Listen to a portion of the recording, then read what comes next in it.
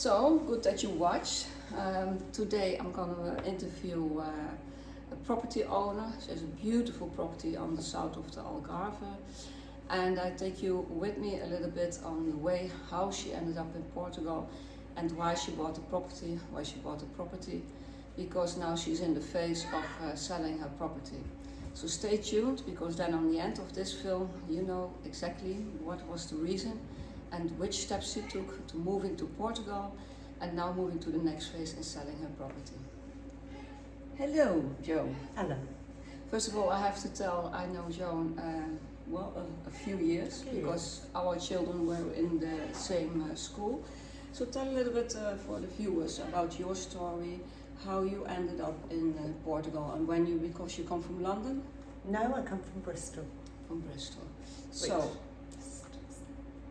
Like this. And so what was your decision that you say, okay, one day, we move to Portugal? Can you tell that to the viewers? So for me, my husband at the time had heart failure. So he'd had a triple heart bypass, and we already had a holiday home here. But we only ever come over in the peak seasons. So he said to me, his dying wish, he's not dead, but his dying wish was that with all his health problems, he would like to live in Portugal. So I said, okay. So to interrupt, he had already in his mind from where that he know Portugal? Well, it was a place that we were coming on holiday, and we loved it. We lived in the Canary Islands. So you have been already to Portugal? We had a couple of holidays, but we lived in the Canary Islands. We've gone to Spain, but they were just holidays. But when we come to Portugal, there was just a lovely serenity, the people, the way of life. It was just lovely. So nice. What was the basic point that you said, okay, it was from your husband, of course, when he was ill, that you said, okay, we pack our things. How old were your children then?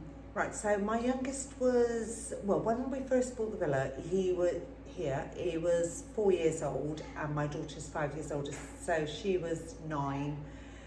So we were coming backwards and forwards holidaying, but we could only come in peak season, and there was so much more to see of Portugal out of peak season. And then, sorry to interrupt you, then you decided to live here.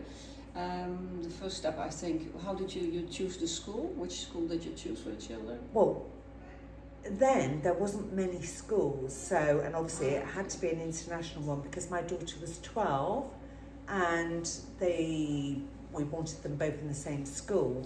And I didn't want, in case anything happened to my husband, I was thinking I probably would go back, but no way. So we went to international school, which is the Noble, and my daughter's very, very successful now. So fast forward, you did the children in the school, and then how did you do the search for your property? Did you do the search for your property already back in England? Yes. Or was it here? How did that went? Well, when we done a couple of holidays, when we did a couple of holidays here, we went to an estate agent, and it was about to be a bank repo, and the pressure was on. The bank's going to repossess in a minute if you don't buy it. It was in a recession time. It wasn't. Yeah. So you did a good deal. You bought that property. Okay. Not necessarily. What was it then? Well, because when you bought your first property, what did disturb you then in the process? When you were what did you miss when you were buying that property at that time? I think it was just the chaos of you need to complete. It's going to bank repo. It's going here. It's going. And we really didn't have much of a deal. But hey, I'm where I am today. So for you, it was the process chaotic. You were not informed by the broker. No, it was just a very typical estate agent. Just wanted the deal. And then you bought the property, and what did you find out afterwards? And I mean, now a few years fast forward, you bought another property. So if you can compare the time when you bought your first property and the situation now when you bought the second property, Has there much been changed with the brokers? We were never informed of, because we were ignorant, we didn't know. Because obviously the UK, when you sell your property, you don't pay your own home, you don't pay capital gains. We didn't know that could be up to 6% tax on top.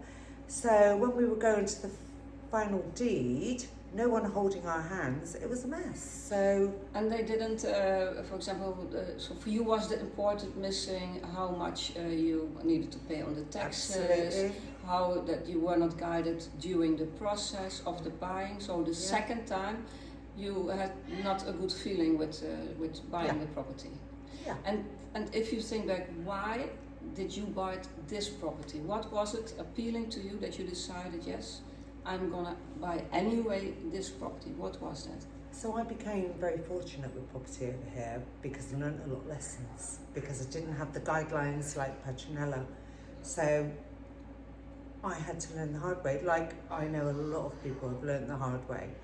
So this home was everything I love. I mean, you haven't seen the gardens. It was a little bit of home in the sunshine. So that was the feeling for you when you came here in the property. What was the first? Was it the living room? Was it the light? No. Was it the garden? Or? It was the I'm a social butterfly and I need to live. Yeah. Oh, Petronella will tell you I'm a social butterfly. So I will always need to live in a community, but I could never live with neighbours. We have to interrupt because what you're hearing is the parrot. Oh, I'm sorry. He's saying hello.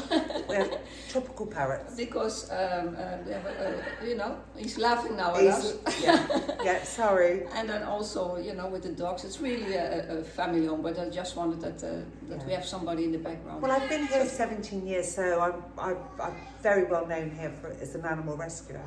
So back to this property. What is it? You came in here and you thought, yes, that is my property. That's what I want to buy. Well, the trees, they're hundreds of years old.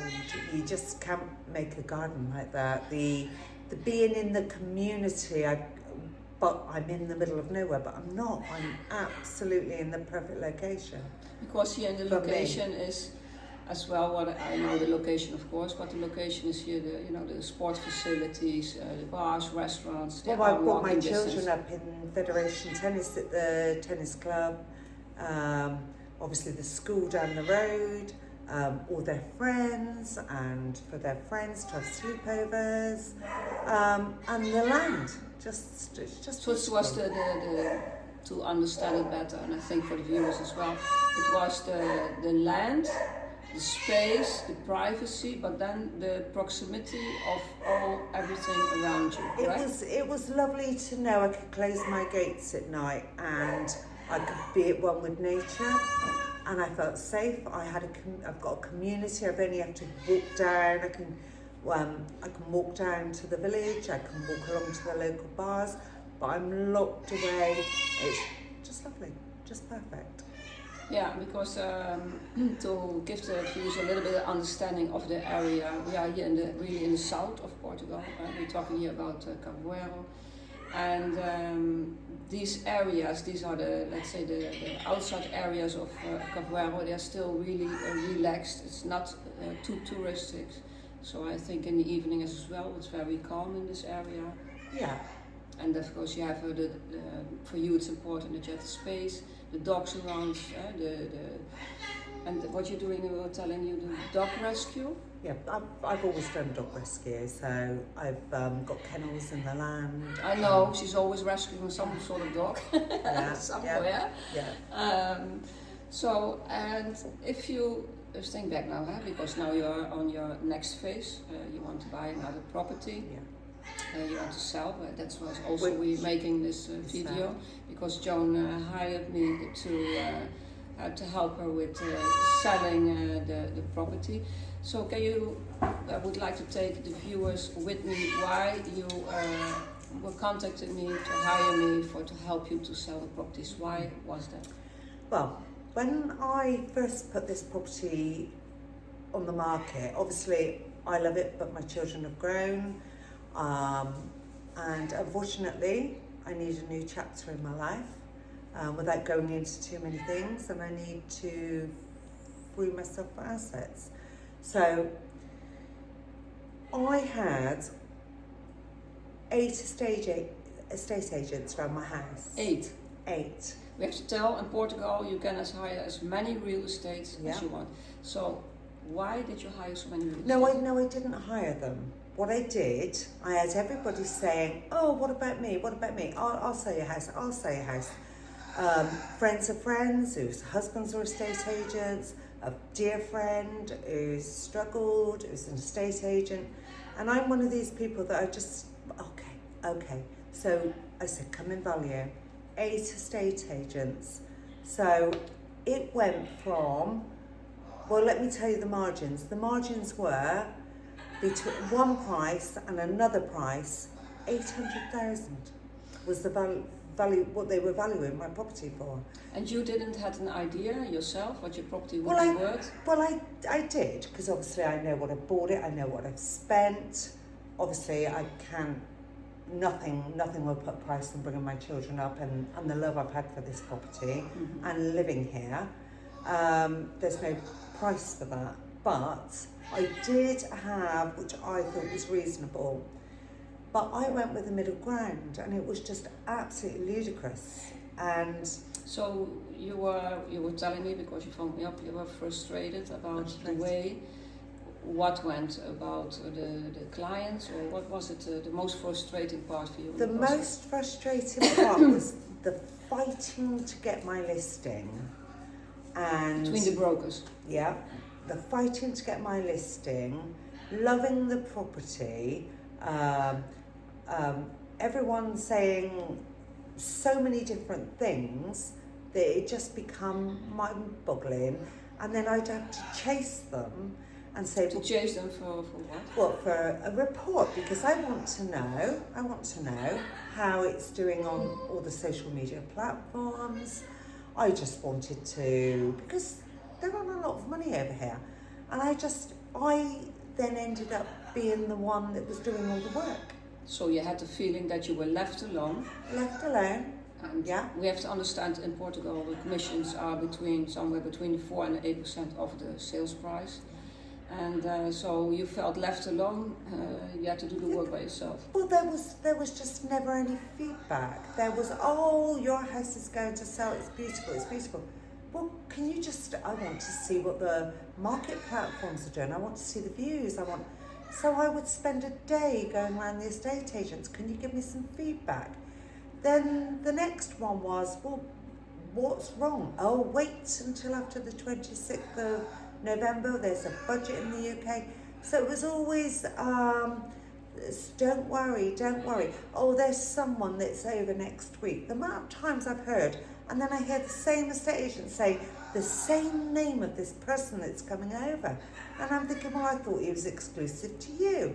So I've even had it where I've had people view one day, and then the next day they've turned up on the drive and they've double booked. It was just where, when I'd say, well, what's their names? Where are they from? So I can get a feel. So basically, for you, it felt very chaotic and not organized. Yeah, not organized. Not at all.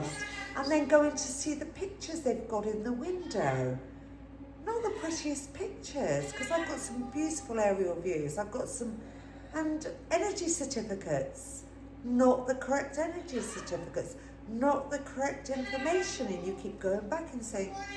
So, and that's what explaining what I did, because I work already 25 years in the real estate, and I had a brokerage from 12 staffs working for me, and I saw 2 years already this coming, that the market was not transparent enough, that the competing between the brokers, the fighting of commissions, and then you can't work, independently for a vendor or a buyer, because the commission get paid by the vendor. And that's what I changed my business model now, and that's why I work now as a strategic advisor, and that's why Joanne hired me. I will put on some films and photos of this beautiful property, which is nestling in 7,000 square meters? No, how big No, is it? it's just under 9,000. Just on the 9,000 square meter plot. And I think this property needs and deserves all the attention it can be. And that's what I do. I bring the emotions back to the property. That's why I'm letting the owners talk directly to maybe the buyer who's watching out there. So very transparent, very open, that buyers and sellers, they can talk with each other and put the story behind from the property into the front, because that's, I think, is missing now in the online world. We all see those fake things. We want authenticity, and that's what I'm trying to do, and that's why Joan hired me, and that's why I'm going to do my best. So would you like to say something on the last note to the viewer? To give them a tip maybe? Well, Petronella is a breath of fresh air, and it's long overdue. I've been here 17 years and I've bought a few properties here, and things need to change and buyers need to feel, because for me, Petronella's made the selling of my house more realistic for me and also for the buyer. I know she works more for the buyer, but she's brought a new idea and thinking. Because I think you need what is missing now online. And that's what we see: the authenticity, the emotion behind the property. So that's what I'm trying to do. Stay tuned. If you want to have more information on this property, you can send me a DM or an email or a WhatsApp. My contacts are outside there, and I will put some videos and films up from the property. Thank you very much for watching, and thank you very much, Joe, for the interview. Thank you for all your help. And let's go for it. Thank you. Bye-bye.